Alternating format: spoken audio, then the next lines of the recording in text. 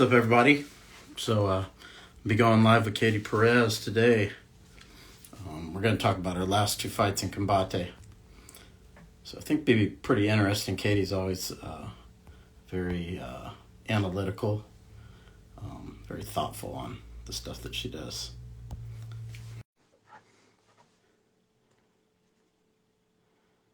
How you doing, man? Hold on, Katie. You requested. Okay, there you go. All right, Katie, how you doing? I'm doing well, thanks. And you? I'm good, good. Um, I'm gonna let you go ahead and introduce yourself again as you did before, just for anyone who might watch this for the first time. Sure. Hi, I'm Katie Perez. I'm a professional atomweight MMA fighter. I fight for Combate Global. And yeah, I just fought recently and I like to fight really frequently. So that's kind of the basics. I fight with Team Phoenix out of Greensboro, North Carolina. Now, let's talk about your last two fights, but let's start with the Crisula fight first. Okay. So, I think both fights you fought similar to some degree in both of them. Mm-hmm. But I wanted to get your thoughts on the first one a little bit. Yeah. Okay, so the first fight was I was in a really, really good place mentally. And that's not to say I wasn't for this past fight either. But I was really keyed in to the basics. It's kind of the simple fundamentals of what I came to do. And I didn't stray from that path. And I think it showed in the discipline of my performance. I knew what I wanted and I was going to get it. I was going to get it. I was going to get it. And I just was able to essentially overcome myself, my own impulse to either rush in too fast or hang back.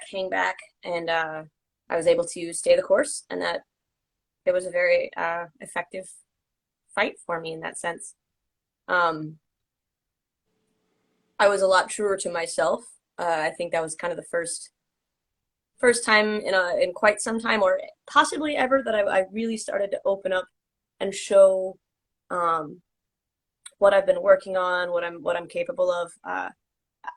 There's always things to learn from. There were definitely some moments in that fight, looking back and rewatching, it was like, oh, I was lazy here. I gave up the takedown here. I should have never been on the bottom in the first place. Yes, it worked out for me. I do have a very effective game from the bottom. I do have a lot of tools, and I was able to do what my coach said to do and win that fight. But that's not to say that I didn't have a lot of lessons to learn from the Crisula fight. She was a really tough opponent. It was cool fighting someone that tall. Normally I only train with really tall training partners, so they're like normal person size, but they're really tall to me. Mm-hmm. And but often atom weights were in the kind of like 5 foot zone, so it was cool to fight somebody that rangy, that long, and it was a good experience. She's a very, very like technically skilled fighter, so she was very dangerous, and I enjoyed getting to fight her.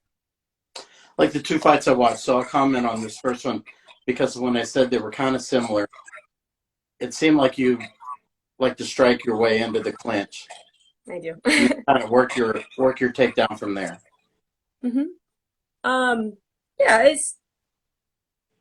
I think the first fight I was a lot more willing to accept, like, okay, we're striking here, and then afterwards, or not afterwards, but like, I was close in. It's like, oh, cool, here's an opportunity. Take it to the ground. I was a lot more accepting of being in the moment.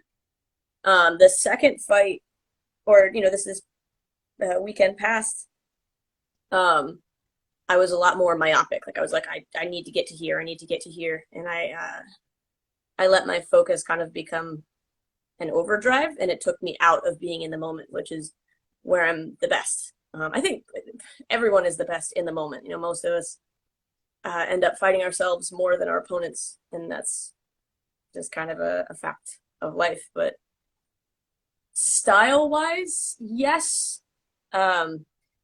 Obviously, I like getting in close. I like making it a brawl. I'm not really a hang back and like technical point striker or a counter striker.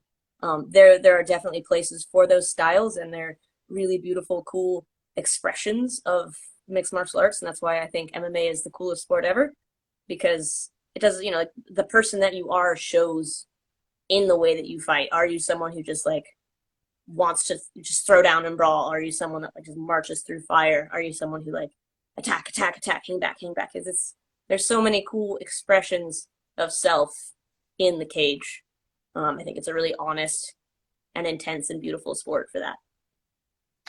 But I mean, everyone kind of gravitates to what maybe works for them at the gym a lot. So is that why you fought in that way in these two fights? Um, More than likely, yeah. It's funny because I have that Chinese Kempo background as that I did as a kid, and I did it for many years. I actually stayed with the program so long I ended up teaching for that program, and then I went to college, and I came back and I continued teaching for that school, and I will, be forever grateful for what Mike Carr Karate did for me as a human being, as a martial artist, everything. I really miss Mike. He was awesome. But sorry, I totally like lost my train of thought there. But my confidence has always been in my jiu-jitsu. And even though I came to it a little bit later in my martial arts journey than that kind of traditional striking, I have a lot more comfort level with it. I don't know if it's because jiu-jitsu does a lot to mitigate that size difference. So whenever I train with new people, and they're much bigger than me, that technique bridges the gap. So I've always thought of it as something that, like, if someone's much, much bigger than me, even if they don't know a lot, sometimes they can just kind of outstrike you. But jiu-jitsu, you have to have the skills. And if your skills are good enough, it really does mitigate a lot of that size disadvantage, or advantage, rather.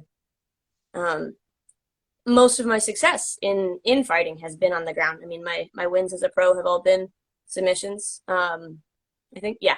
And then, several as an amateur where they were also submissions. I'm very confident in my ground game, whether that's top or bottom. Obviously, I prefer being on top because then you get to get some really nice strikes in too. But no, it's more a fact of my confidences and the areas of my game that I feel are stronger, regardless of the truth of that. And what I mean by that is I actually really do have a good striking game. I haven't done a good job of showing that. And a lot of that is because I'll have those blinders on. Like, I have to take it to the ground. I have to get on with this. I have to like push so we get to the ground. And then I can almost kind of breathe a sigh of relief and like, okay, we're in the clinch now. I know what to do here.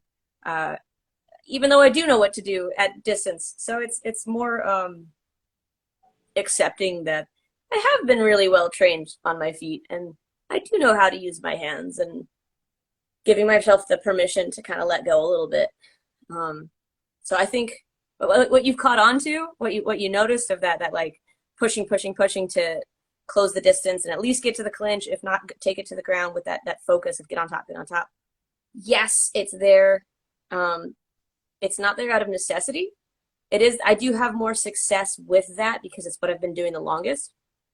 But I absolutely have the tools to be successful at distance using that. That's actually what I should have done in the second fight with Andrea.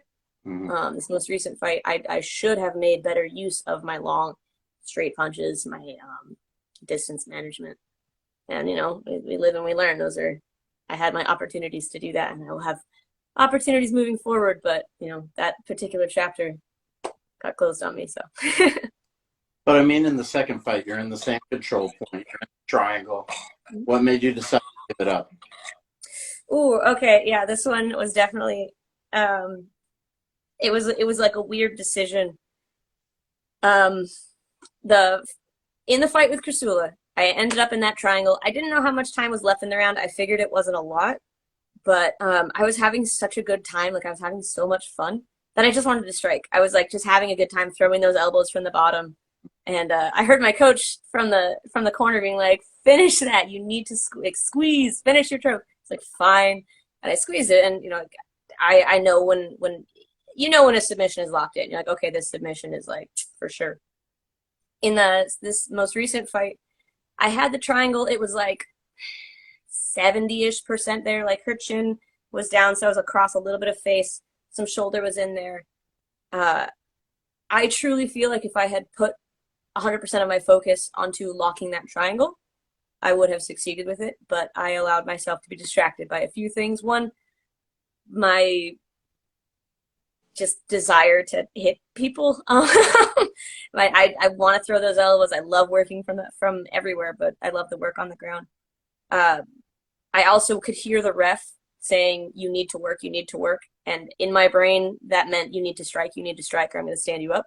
And something I really value about Combate is that they push the action. There's like no messing around of like, oh, we're leaning up against the fence, we're gonna hang out in here for a while. There's no just laying on top. It's like, if you're not working, we're gonna stand you up. And that has led to some stand-ups that I perhaps would think were fast, like, oh, she's in the middle of a takedown, or he's fully on his back, or things like that. But their focus is push the action. If you're not actively attempting a submission to finish it, like with clear intent, if you're not actively trying to punch somebody's lights out, they're gonna separate you and make you get back to it. So I think it's really cool for the format, as far as like putting on good fights for fans. I think it makes a lot of really fast-paced fights that everybody enjoys. But I allowed myself in that moment to think. I interpreted the ref saying, "You need to work. I need to see some action from you." I allowed myself to interpret that as, "I need you to hit this girl," instead of like, finish the choke that you have pretty much locked up. And in that moment of indecision, it's a game of not even inches, it's a game of millimeters. That moment of indecision was enough for her to wiggle free, step over, do what she needed to do, which, she did a very good job of that. She had really solid fundamentals that were exactly what she needed to do. She capitalized on my hesitation, and I lost the choke. So she escaped. You didn't go for the arm lock instead. I transitioned because I felt like she was on the way out. Again, we'll never know, what would have happened if I'd fully committed to that triangle. I allowed myself, like, I'll try and catch the armbar instead. It feels like she's on the way out, so I'll flip over and go belly down and crank this armbar. Instead, something I do a lot in training is transition between, particularly the armbar and the triangle, but I love attacking more than one thing at a time, just because it can kind of scramble your brain to have more than one thing to pay attention to. So it's something that I've had success with before, and I gambled and I lost. Now, as the fight went on, maybe take me through the second and third rounds, what your thoughts were from just in general. I'm sorry, it kind of of that second fight with the second, third round. Okay, yeah. Well, I'll absolutely say this for her. She's got heavy hands. It was, I was allowing myself to get stunned and scrambled in different moments. Like I've eaten punches before, and not, you don't really feel them in there. You almost hear them, like you hear something bounce off your head. And you're like, I probably shouldn't allow that to happen. But it doesn't really hurt when you're in there, which is, it's an interesting experience. But anything that interrupts your flow, whether it's attacking forward motion, or I know I've had a really bad habit of, I'll miss a strike. I'm thinking of doing a combination, and I start it, and I feel like the first one missed, and I just disengage rather than completing that combination. And that's a really bad habit, because anything, whether it's self-originating or it comes from your opponent, anything that interrupts your flow just sets you back. Because if they're continuing forward and you stop, they're kind of gaining. You have to think of it like a race, in a way, a race of good positioning, good placement. So I allowed myself to get kind of scrambled and like, I don't like this, as strikes were coming in, because I really, really love being aggressive and running forward. And I was having success with the long straight punches that my coach was calling for. And I would hit one and then be like, okay, cool. Now I have to like rush in there blind and like take this to the ground immediately, or I have to like throw these big looping punches. And I left openings.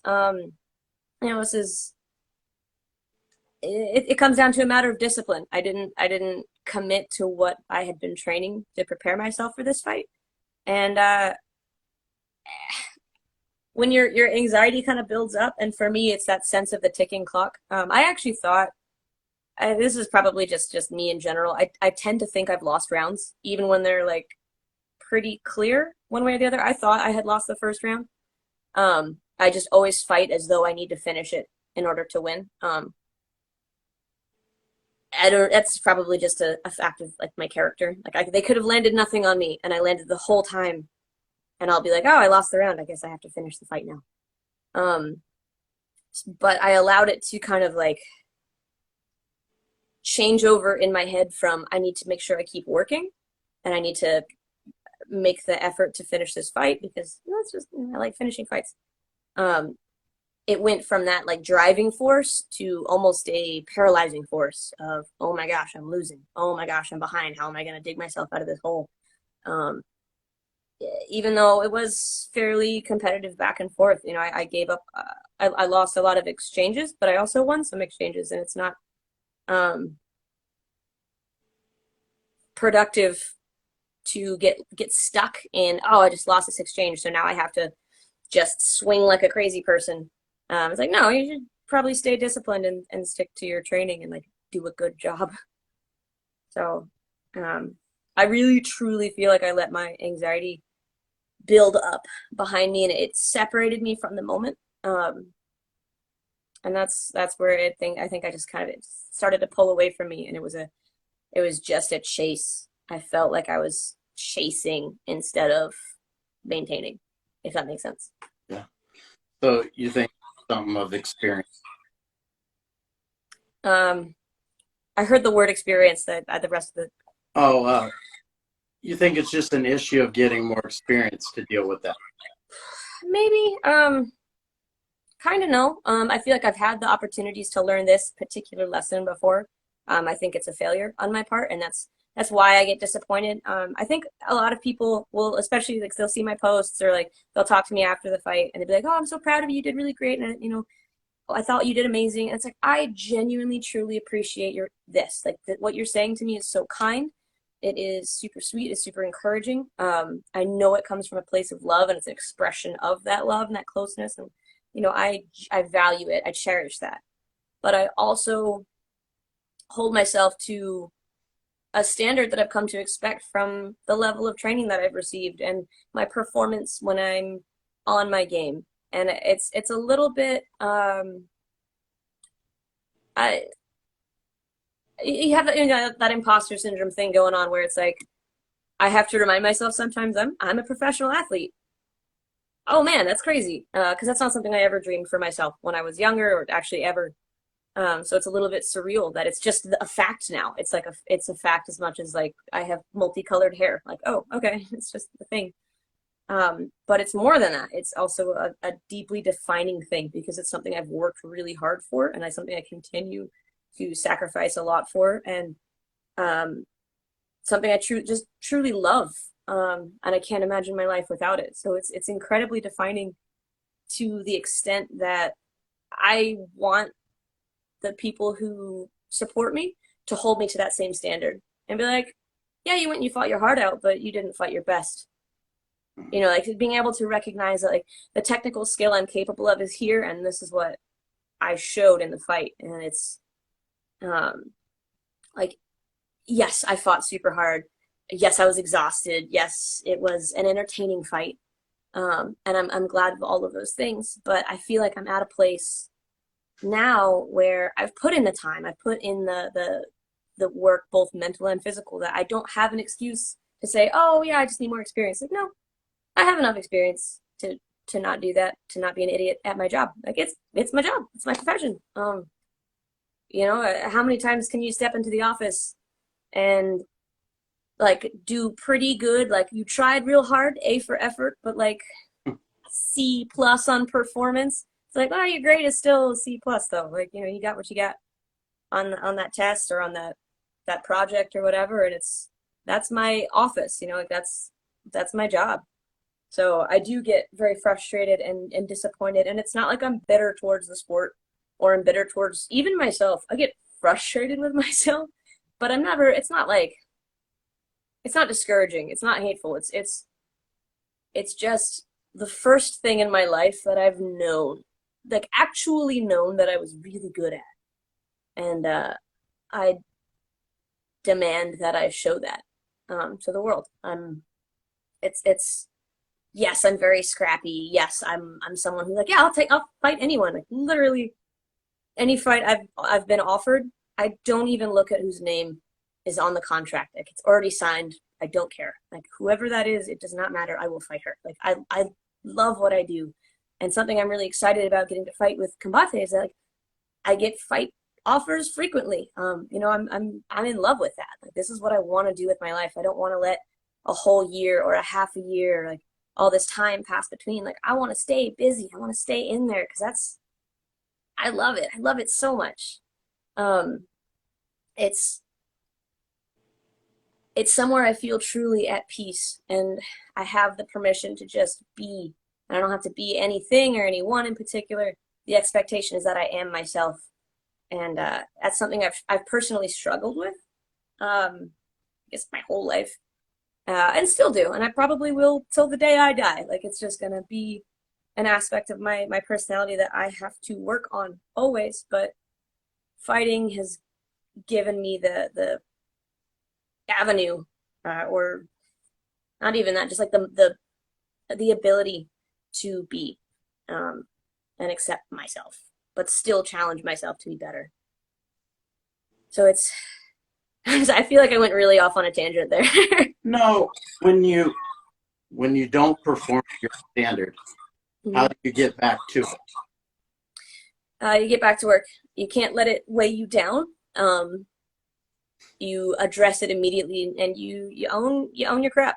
Um, it's just a matter of being honest with yourself. It's the kind of thing that were there factors within that fight that affected my performance that I could lean on, I could point to and say like, well, this was like a big deal and it messed me up moving forwards, and it is what it is, and oh well, and like better luck next time, kid.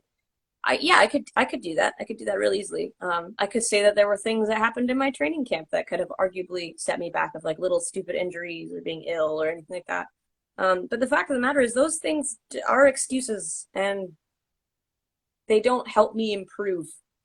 So it's not a thing that I ever want to catch myself doing. And I know I'm fortunate enough to have people in my life who love me enough to point out when I'm doing that, when I'm essentially lying to myself and saying there was a reason, not myself, for why I didn't perform. Winning, losing, that's a roll of the dice sometimes. Like especially, you just never know. Like you can step funny and break your ankle. Like you just that's kind of yes, we have some degree of control over it, especially finishing fights and things like that. But winning and losing, like whose hand goes up at the end, is not as important or significant or as demonstrative of our growth and our skill as how we perform. And I think that's actually kind of a problem with MMA now.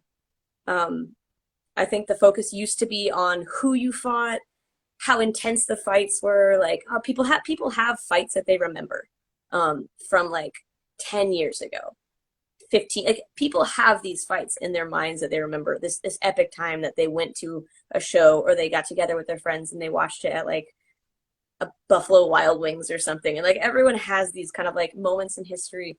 And I think the pioneers of MMA really like they trailblazed because of who they fought and how they fought. And nowadays it's almost more about the numbers, like how many wins do you have?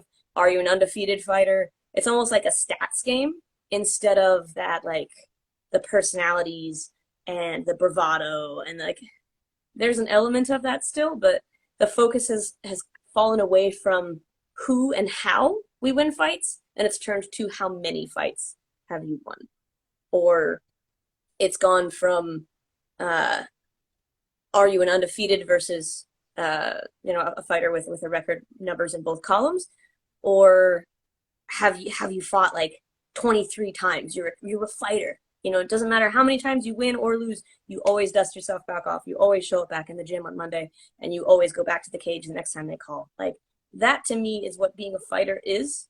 And maybe for that reason, I will struggle with the whole like climbing the ladder. Maybe I don't pick smart fights, or I don't make an effort. Now, I can't take any credit for that because I actually have nothing to do with the whole like picking of fights. Like my coach handles everything for me. I'm super spoiled.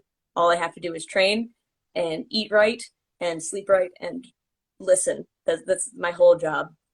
And but the fact of the matter is, like, if it was up to me, I would be the worst negotiator ever. I'd be like, oh, I don't care what you pay me or who it is. I want to fight. That's all I want.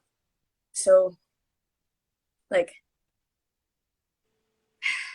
getting back to that level is just a matter of doing it. There's no like magic pill or 12-step program or something. It's just like you just got to do it. You just get back on the horse. It doesn't matter if your knee hurts or your shoulder's weird or you're scared because you're gonna get thrown off again. It's like you just do it. And there's actually a quote on the door at the gym right now that perfectly encapsulates all of that. It's, if you can't beat fear, do it scared. And it's just, I mean, my coach picks quotes and puts them on our door. That one, he always picks one that like hits me like a truck, and I'm like, you did this to personally attack me, but they're they're just good quotes. And that one, hits me because it's, do it anyway. Do it. Life's too short not to. I don't know if you ever watch Alabama play football, but most of my family there, college, and there's a lot of talk there. If guys make a play, they don't get congratulated. It's expected. There's very little you did. They expect to play at a certain standard, and guys are held to it. So what I'm asking you is, how do you hold that to yourself? When you're kind of individual sport to some degree, at least when the performance comes. Well, no one's ever going to be as hard on me as I am on myself. I've always been the meanest person to me. That's something I'll never struggle with, is finding someone to be like hard on me, because I'm here. I live here in this brain.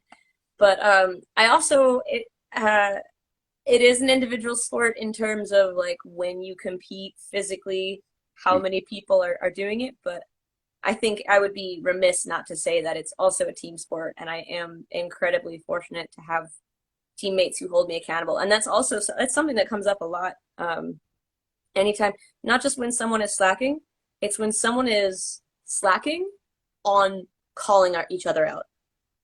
Like if somebody is being lazy in training, and we don't want to say, oh, it's, we want to give them excuses, right? Because we love them. We love each other. Like we're, like non-blood family.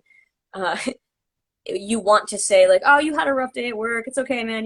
I get it. You just keep at it. You keep working, or, whatever it is. You want to give people excuses. But if you love them more than like them, then you don't care if they leave you, if you tell them the truth. Like the truth is going to be more beneficial to my teammate saying, hey, you're slacking off, man. And if you want to like have this fight and be successful coming up, or if you want to have your business be successful, or if you want to like whatever it is that they're doing in life, real support has a lot more to do with accountability, and it looks a lot meaner than the kind of friendly, fluffy stuff. Like that stuff, super important. Like please don't stop telling people that you support them or you love them or you want to see them succeed. Don't stop doing that, because that's important, but also holding people accountable of being like, hey, you're slacking off here and you need to be honest with yourself. It's not that it's too hard for you to pick her up. It's that you didn't feel like doing it. And things like that. Being able to point to spots in my fight and say like, hey, you could have high crotched here. And that's actually my coach called for one when I had my hands together. I switched off at a single and my hands were nice and locked. I was in a good placement for it. I like pulled with my shoulders instead of like bringing my hips in and actually lifting properly. But I pulled with my shoulders, felt resistance, and abandoned the takedown. And someone who likes me would say, hey, it looked like you were trying to pick her up there, and she was just doing a good job defending. She had good hip placement. She was nice and heavy in her shoulder. She did good things. But did I do everything I could have done? Did I bring my hips in? Did I like posture properly? Did I use my legs well? And And no, I didn't. So to have someone point at that, someone who likes me will say, you did real good. It just, you couldn't do it that time. You tried real hard, but good job. Someone who loves me and has the knowledge base, because it's, it's not fair to expect everyone to know that. But so my teammates, my coach, to point at that and say, like, why didn't you pick her up? You pick up guys like 3 times your size in the gym, no problem, even when they're resisting it. Like, why didn't you do it right? Why didn't you do what you know how to do? It's like, you're right. I was afraid. I was afraid of being tired from that lift, or I was afraid of failing and looking stupid, or I was whatever I was afraid of. I made it look like I worked hard, and I didn't work hard. So it's important to be able to recognize when those moments are. And it's important to have people in your life, teammates, coaches, family, friends, whatever, who can point at those moments when you're unwilling to be honest with yourself, because it sucks sometimes, most of the time actually, and say, hey, you just didn't do your best here. You did good, you worked hard, but not your hardest, or you worked really hard but not really smart, and you're smarter than that. Why didn't you? So yeah. Sorry. But I mean, not everyone in this sport talks about it. But some people, they lose and their coaches are like, yeah, you did all right. There's all these different mentalities. So I find it interesting that you have kind of mentality that Alabama has, because you don't hear that a lot in this sport.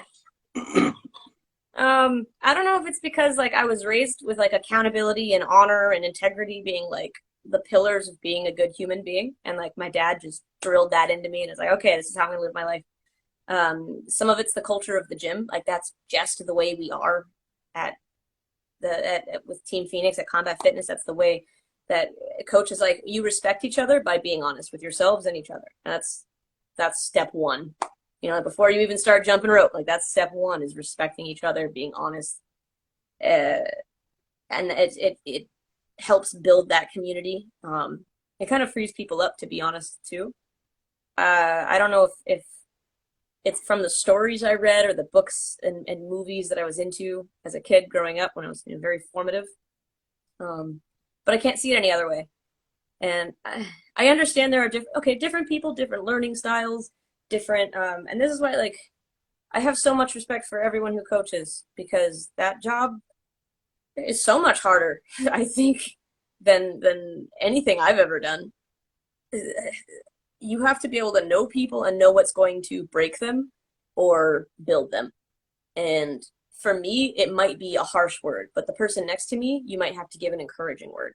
And to the person next to her, it might have to be, I don't know, a reward system. Like, everybody responds differently to stimulus. And I can't imagine having that kind of responsibility, like somebody's success and growth as a human being, as an athlete. But I know for me personally, this is the only way I can imagine working. I think I'm too protocol driven, maybe, to have it any other way. I'm probably someone who would like thrive in a very militaristic environment. Like, we get up, we eat this time, we do this, then we do this, then we eat, then we do this, then we sleep. That's it. That's your whole life. I thrive with structure, even though I'm like this super artistic goofball that just wants to have no structure. It's like a weird paradigm of just conflict.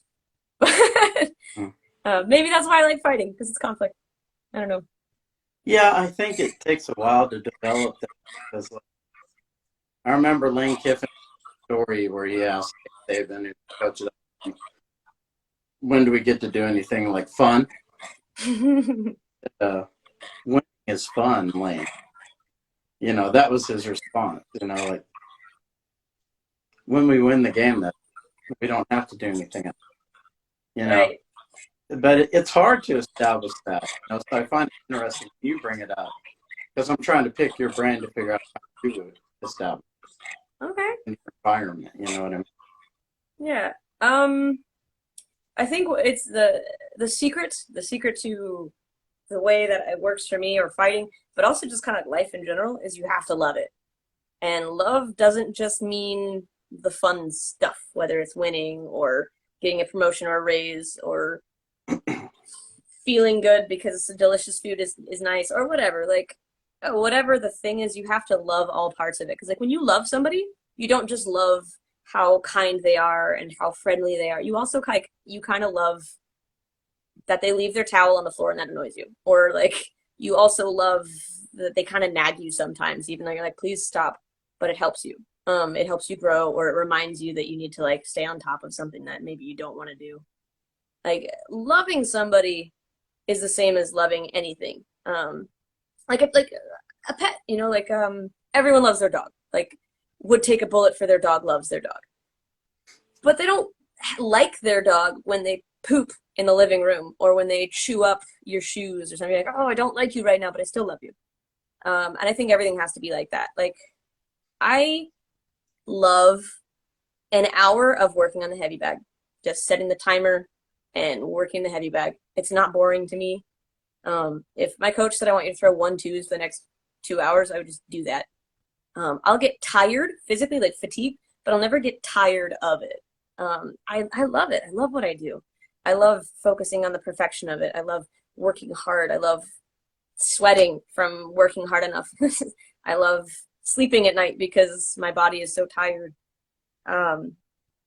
I love what we do, even if it's the weight cut or if it just, I eat the same food every day. And a lot of people have asked me about that and been like, is that the same thing you had yesterday? Or it's like, do you eat the same thing just every Saturday? I'm like, no, dude, it's like, I buy the same vegetables. I chop them at the beginning of the week.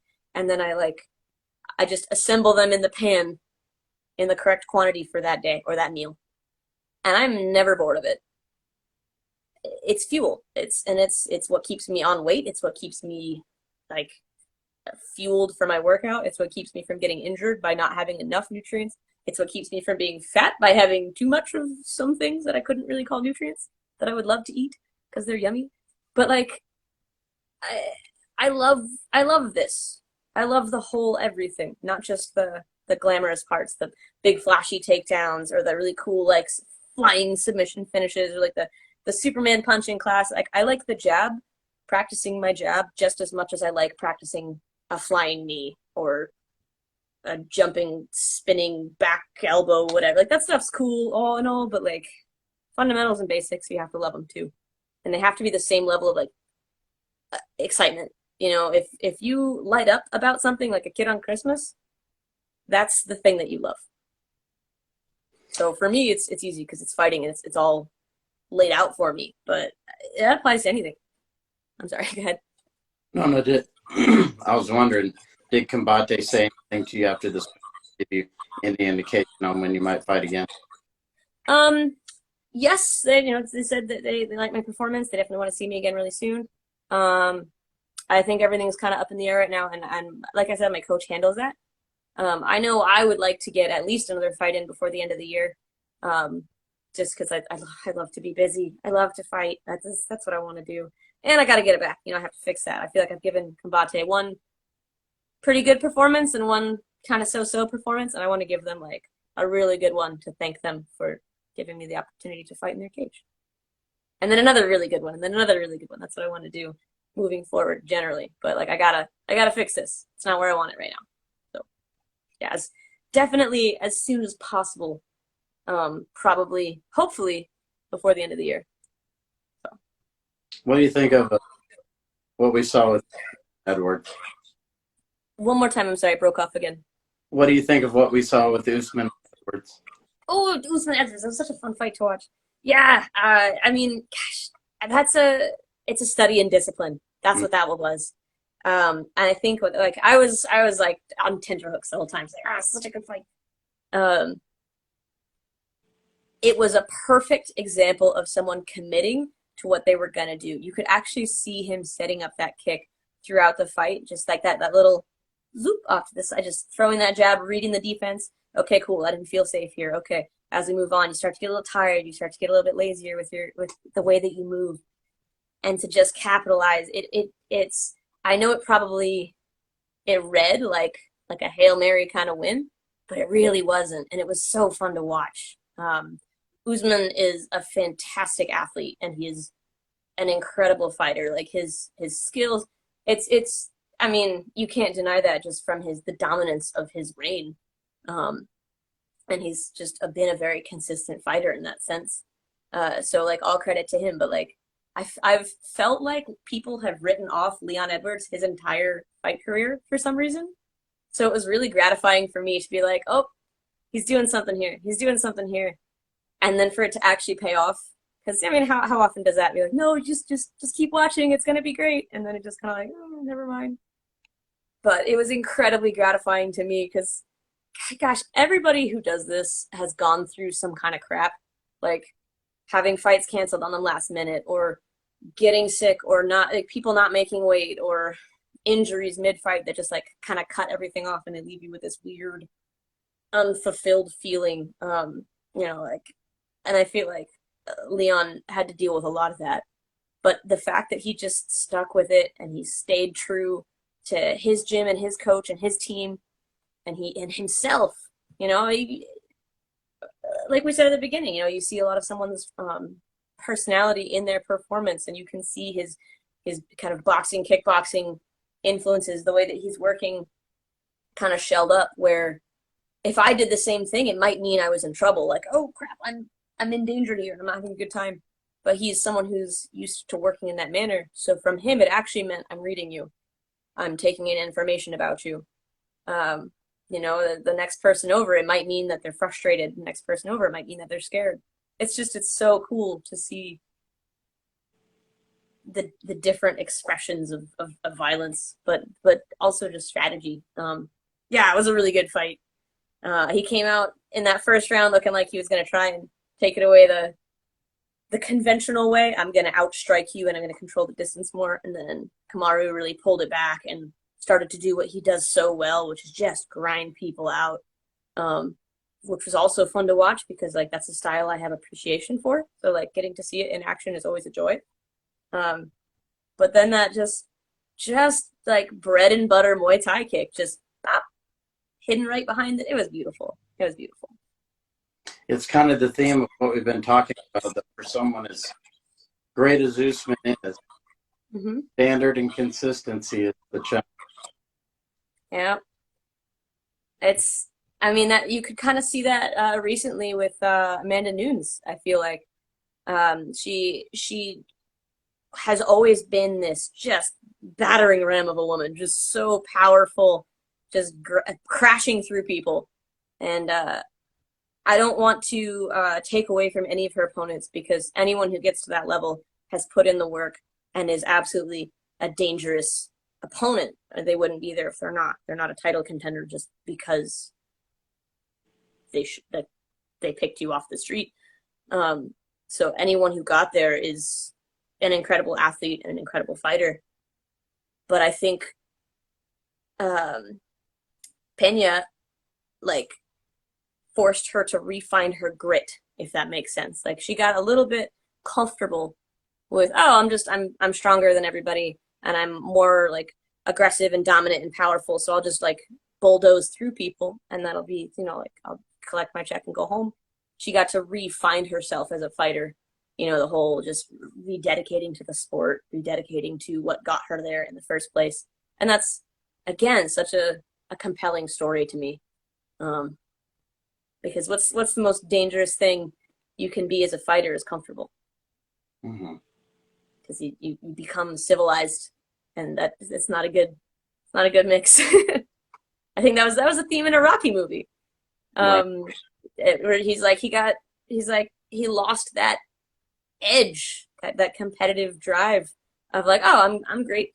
Confidence is a wonderful thing, and I think it's something that I've struggled with, and you can look at my past fights and you can see the exact moment that I gained my confidence or lost it in a fight. It's almost like a light above someone's head. And so for me, it's incredibly obvious.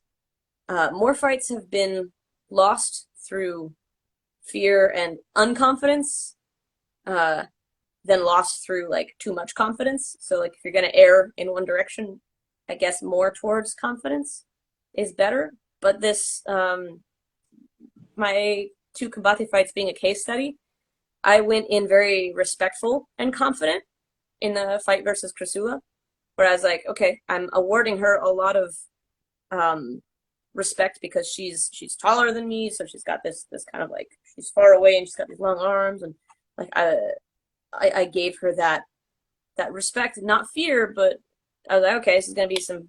I'm prepared to work here. This is what we came to do, and that's not to say that I didn't respect Andrea, my most recent opponent, but I think I went into that one a little bit arrogant. Okay, I just this is see what I did with my language there. I gave myself an out where maybe I wasn't like no, I went into that fight arrogant. As a fact of I won my last fight. This is gonna be more of the same. And it played out even almost exactly the same, like an exchange of strikes, got it to the ground through kind of a long grind, went to my back, locked up a triangle, and in my head I'm like, oh, it's history repeating itself, and you can't do that. You have to be here, not 1 month ago, or here, not 2 minutes from now. You have to be in the moment. So yeah, it's that whole balance thing, man. It's that yin yang. It's you have to find balance. Um, everything, whether it's too much aggression and not enough tactical skill, or too much tactical cerebral work and not enough just go get itness. Too much confidence brings you into arrogance, but too much humility brings you into like fearful. You gotta have that balance, and that's the game. You watching any fights tonight? Oh yeah, yeah. I'll tweet him. But like I like doing that. It's a lot of fun, even if it's just kind of goofy sometimes, but it's a cool way to engage with people about the fights. But yeah, I'll watch the ones tonight. I haven't actually like read who's on. I just want to watch it like for the expression that is fighting. LFA's may be really good. Yeah. Yeah. Who is that one? Carlos Mota, and he's fighting a guy from Dagestan. So, you know, highly regarded. That's a title fight. I think that was good. And then Combate has fight as well. Yeah. They stay super busy. I love that. All right. Well, you know, I appreciate you coming on. When I interview, you're like incredibly thoughtful and take a lot of time to think about. Where can people follow some? Oh, thank you. I super appreciate getting to have these conversations. They're really cool. And I know sometimes I kind of ramble, so I appreciate that you kind of put a positive spin on it for me. Yeah. Yeah, you can find me here on Instagram, Katie Makina Assassina. It's kind of spelled out, and the Katie is Katie. Unlike my Twitter, which is just K, just the letter K, Makina Assassina. And then Facebook, Katie Makina Assassina Perez. Those are kind of the three where you can find follow what's up. Twitter one's more kind of like commenting on fights. Yeah, it's random word of the day, goofiness. Facebook and Instagram are going to be a little bit more career oriented, so depending on what you're into. But I mean, it's good. I think you're very interactive on there. I appreciate that. Yeah, just make an effort. It's a lot of fun. I love interacting with people, so it's like when somebody follows and they just want to like comment on stuff, or they want to like have conversations. I love that.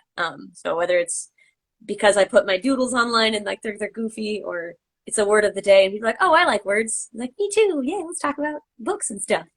You know, or do you want to talk about like breaking down fights and stuff? Like it's really fun to get to engage with people, and it's crazy to be in a place in life where I'm like, oh, I guess I do kind of have like a platform here. I have like a career, and people, it's cool. Yeah, definitely so. Well, I look forward to your breakdowns and stuff. I'll be watching. Thank you. Awesome. I'll be happy to engage there. All right. Well, it was great talking to you again, and look forward to the next. Thank you. Yeah, let's do it again sometime. I appreciate you. All right. Take care. It's great to see you. Good to see you too. Bye.